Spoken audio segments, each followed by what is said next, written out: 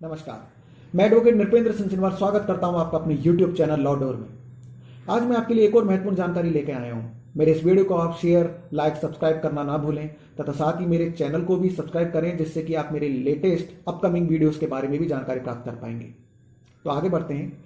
मैंने अपनी पिछले वीडियो में आपको जानकारी दी थी हमारी सीबीआई जांच एजेंसी, एनआईए जांच एजेंसी तथा स्टेट पुलिस के बारे में कि ये तीनों ही जांच एजेंसी किस तरीके से काम करती हैं। यदि आपने वो वीडियो ना देखा हो तो आप उसे मेरे डिस्क्रिप्शन बॉक्स में जाकर वहां उसे सर्च करके इस वीडियो को देखकर इन तीनों ही जांच एजेंसी के बारे में ज्यादा जानकारी प्राप्त कर सकते हैं। आज मैं आपको इस वीडियो में बताऊंगा हमारे देश की प्रमुख खुफिया एजेंसीज, खुफिया विभाग, सीक्रेट एजेंसीज के बारे में। दरअसल खुफिया जानकारी दो प्रकार की होती है, घरेलू खुफिया जानकारी और अंतरराष्ट्रीय खुफिया जानकारी, यानी कि डोमेस्टिक इंटेलिजेंस और इंटरनेशनल इंटेलिजेंस। सबसे पहले बात करते हैं खुफिया विभाग की, यानी कि इंटेलिजेंस ब्यूरो की, जैसे कि आप आईबी के नाम से भी जानते हैं। इंटेलिजेंस ब्यूरो का काम देश की आंतरिक अंदरूनी खुफिया जानकारियां एकत्रित करना होता है। इसकी स्थापना का सूत्रपात 1885 में हुआ था। उस समय ब्रिटिश भारतीय सेना में खुफिया तंत्र का मुखिया चार्ल्स मैकग्रेगर को शिमला में बनाया गया था और उस समय इसका प्रमुख कार्य अफगानिस्तान में रूसी सेना की तैनाती पर निगरानी रखना था, जिससे कि पश्चिमोत्तर यानी कि नॉर्थ वेस्ट क्षेत्र में आक्रमण की स्थिति को टाला जा सके। 1909 में ब्रिटेन में भारतीय राजनीतिक खुफिया कार्यालय इंडियन पॉलिटिकल इंटेलिजेंस ऑफिस बनाया गया, जो कि भारत में क्रांतिकारी गतिविधियों के मद्देनजर बनाया गया था, और 1921 में इसका नाम रखा गया भारतीय राजनीतिक खुफिया तंत्र, यानी कि इंडियन पॉलिटिकल इंटेलिजेंस, जिसे कि आईपीआई के नाम से भी जाना जाता था। सन 1947 में स्वतंत्रता के बाद में आईपीआई का नाम आईबी रखा गया, यानी कि इंटेलिजेंस ब्यूरो रखा गया, और इसे केंद्रीय गृह मंत्रालय के अधीन रखा गया था। अब जानते हैं इसकी कार्यप्रणाली के बारे में। आईबी यानी कि इंटेलिजेंस ब्यूरो के मुखिया को निदेशक कहा जाता है, डायरेक्टर कहा जाता है, और वह एक सीनियर आईपीएस अधिकारी होता है। हालांकि आईबी के अंदर आईपीएस, भारतीय राजस्व सेवा के अधिकारी और मिलिट्री ऑफिसर्स भी होते हैं।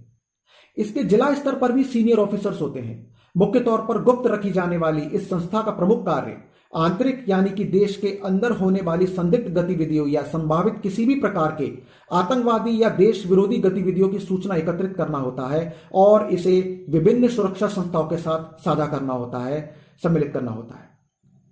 सन 1968 से पहले यह राष्ट्रीय व अंतर्राष्ट्रीय दोनों सूचनाएं एकत्रित करती थी तथा 1968 के बाद यह राष्ट्रीय स्तर पर ही कार्य कर रही है। अब हम बात करते हैं दूसरी खुफिया एजेंसी की, जिसे कि आप जानते हैं रॉ के नाम से। इसका पूरा नाम है रिसर्च एंड एनालिसिस विंग। इसका काम अंतर्राष्ट्रीय खुफिया जानकारी एकत्रित करना है। भारत चाइना युद्ध के बाद एक ऐसी संस्था की आवश्यकता महसूस हुई थी जो कि अंतर्राष्ट्रीय सूचनाएं मुहैया करा सके, तथा इसके लिए आईबी यानी कि इंटेलिजेंस ब्यूरो के तत्कालीन उपनिदेशक ने रॉ का एक खाका बनाकर तत्कालीन सरकार के समक्ष प्रस्तुत किया था। आर.एन. कॉ को बाद में रॉ का प्रथम मुखिया भी बनाया गया था और 21 सितंबर 1968 को इस तरह यह संस्था अस्तित्व में आई थी। अब बात करते हैं इसके संगठन की। इसका मुखिया सचिव होता है, जो कि कैबिनेट सचिवालय के माध्यम से सीधे प्रधानमंत्री यानी कि प्राइम मिनिस्टर को अपनी रिपोर्ट देता है। इसके अंतर्गत कुछ और भी संगठन आते हैं, जैसे कि radio research centre, electronics and technical services, aviation research centre, national technical research organisation, special frontier force.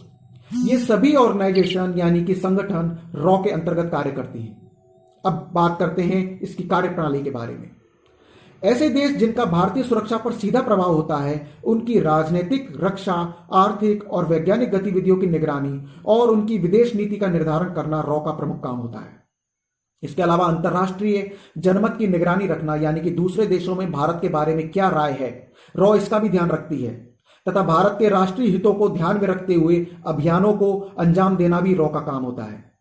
आतंकवाद निरोधी अभियान और भारत के लिए संभावित आतंकवादी खतरों को समाप्त करना, ये प्रमुख कार्य रॉ की कार्यप्रणाली में शामिल किए गए हैं। तो यह थी भारतीय गुप्तचर प्रणाली यानी कि खुफिया विभाग यानी कि सीक्रेट एजेंसीज के बारे में जानकारी। खुफिया विभाग जो कि इंटेलिजेंस ब्यूरो और रॉ माने जाते हैं, ये किस तरीके से हमारे देश की एकता, अखंडता और संप्रभुता को बनाए रखने के लिए दिन रात प्रयासरत हैं, इनके बारे में हम अंदाज भी नहीं लगा सकते हैं। तो ये जानकारी आपको कैसी लगी मुझे कमेंट बॉक्स में लिखकर जरूर बताइएगा तथा साथ ही इसे शेयर, लाइक और सब्सक्राइब जरूर करें जिससे कि किसी अन्य तक भी पहुंचे और वह भी इसे जान सके, समझ सके। तो मिलेंगे एक और नई कानूनी जानकारी के साथ में अपने अगली वीडियो में। नमस्कार।